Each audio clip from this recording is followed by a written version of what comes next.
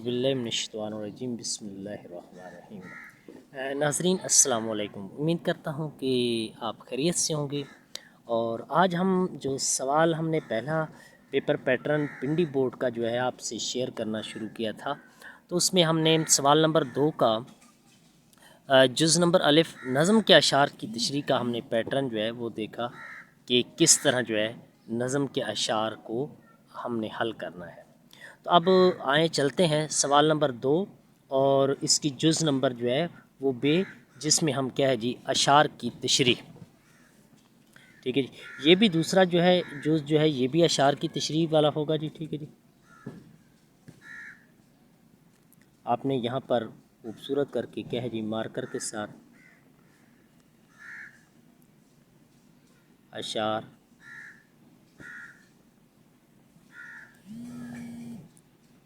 की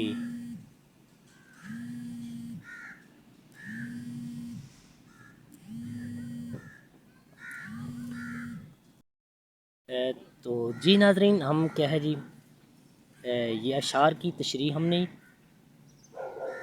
यहाँ पर लिख लेनी है।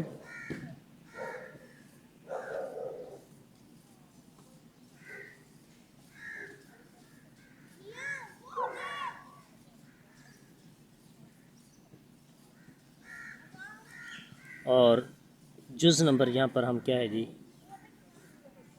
बे लिख देंगे। ठीक है, और यहाँ पर हमने अशार लिख देने हैं। ठीक है जी, जो क्या है जी नंबर 1 फ़र्ज़ करें अगर आता है पहली गज़ल में से पत्ता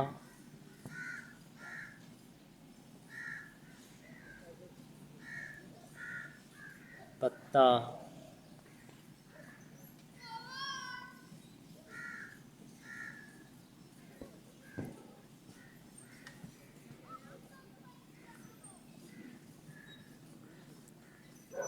बूटा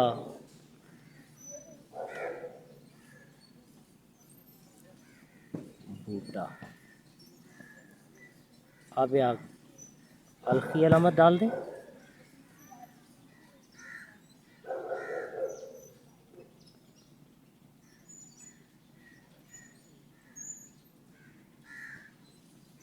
क्योंकि नाज़रीन इसमें हर एक शेर की अलग अलग तशरीह करनी पड़ती है, तो यहाँ पर आपने सिर्फ़ एक ही शेर लिख कर क्या है जी आगे आपने हवाला शायर लिख देना है।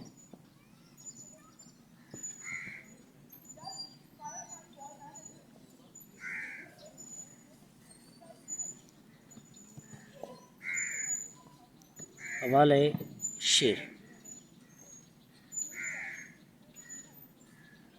यहाँ पर हवाला शेर देकर शायर का नाम।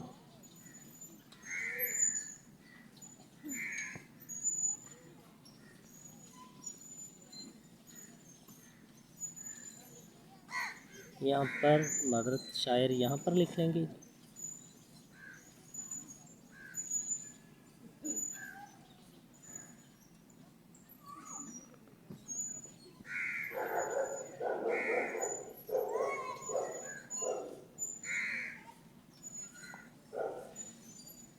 यहाँ पर आप शायर का नाम क्या है जी दूसरी मार्कर से लिख सकते हैं, आगे वाली जगह छोड़ देना।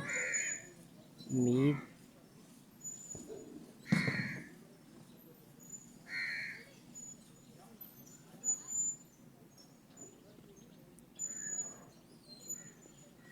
तकी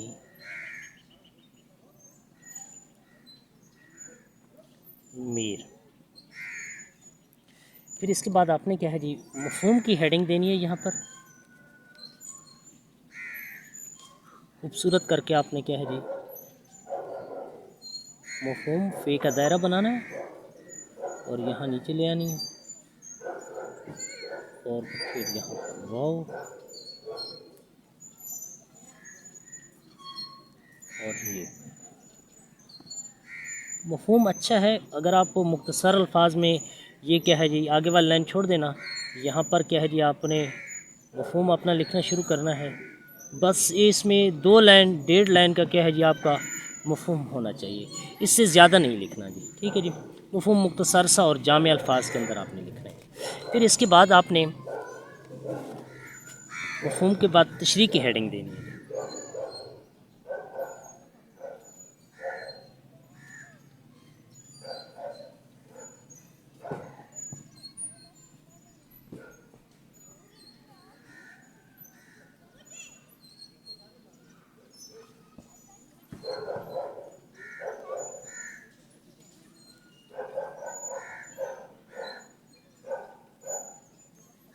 तशरीह बेटा लिख कर क्या है जी, आपने आगे जो है लाइन छोड़ देनी है और यहाँ से आपने क्या है जी, शायर के बारे में लिखना है जी। मीर तकी मीर के बारे में क्या है जी, आपने 3-4 लाइनें उसकी जो फ़न के बारे में हैं वो आपने लिख देनी है, 3-4 लाइनें, ठीक है। फिर आप नई लाइन से यहाँ पर लिखेंगे तशरीह तलब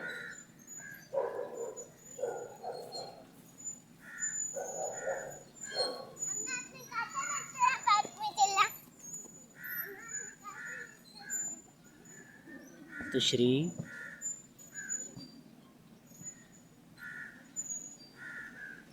तलब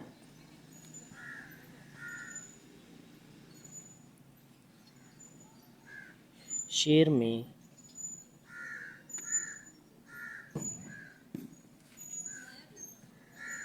शायर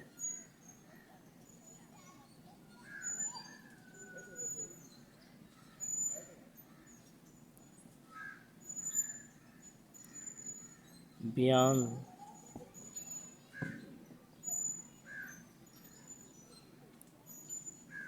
करता है। जो भी शायर बयान करता है आपने यहाँ पर क्या है जी, लिखना शुरू कर देना है। बेशक लास्ट वाली लाइन आप छोड़ सकते हैं बोर्ड के अंदर भी, ठीक है जी। अगर लिखना चाहे तो आप लिख भी सकते हैं जी, ठीक है जी। यहाँ पर आपने इस शेर की क्या है जी, तशरीह यहाँ से शुरू करके नेक्स्ट अगले पेज पर 1.5 क्या है जी पेज पर आपने अशार की तशरीह करनी है। ये वाला पूरा पेज, ठीक है जी, यहाँ से लेकर यहाँ तक आपने तशरीह करनी है शेर की। ये आपका 1.5 पेज बन जाएगा। फिर आपने दूसरे शेर की तशरीह यहाँ से शुरू करनी है। तो यहाँ पर आप लिख देंगे नंबर 2 और जैसे इसमें है कि लगने न दे,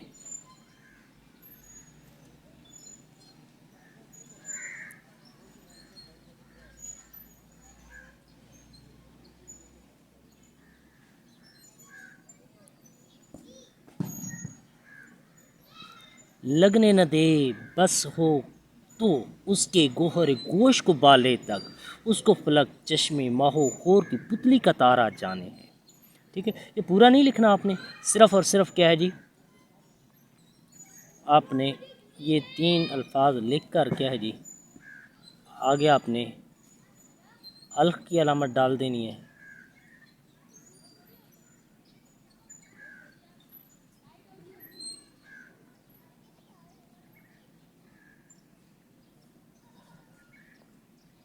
और यहाँ पर क्या है जी, आपने मफ़हूम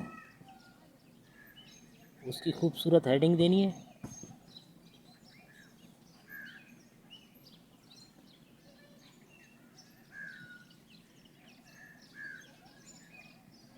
मफ़हूम आपने मुख्तसर सा और जामी अल्फाज में आपने लिखना है।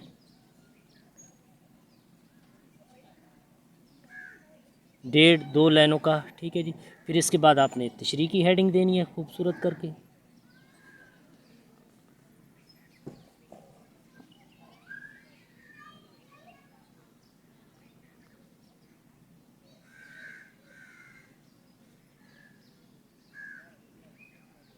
आगे वाली लाइन छोड़ देनी है, यहाँ से आपने तशरीह शुरू कर देनी है।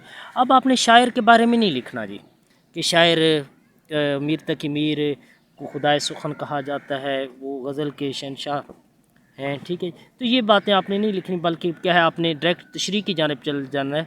और हर तशरीह के अंदर क्या है जी, आपने 3 हवाले के अशार जो है ना वो देने हैं जी। अशार भी दे सकते हैं, कुरान पाक की कुरान पाक की आयत का तर्जमा दे सकते हैं, हदीस मुबारका दे सकते हैं, या अक़वाल ज़री दे सकते हैं।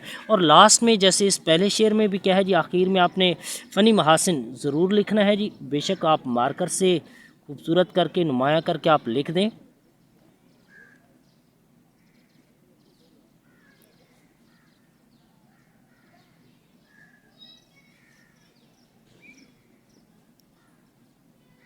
आगे क्या है जी, आपने बात लिख देनी है जी।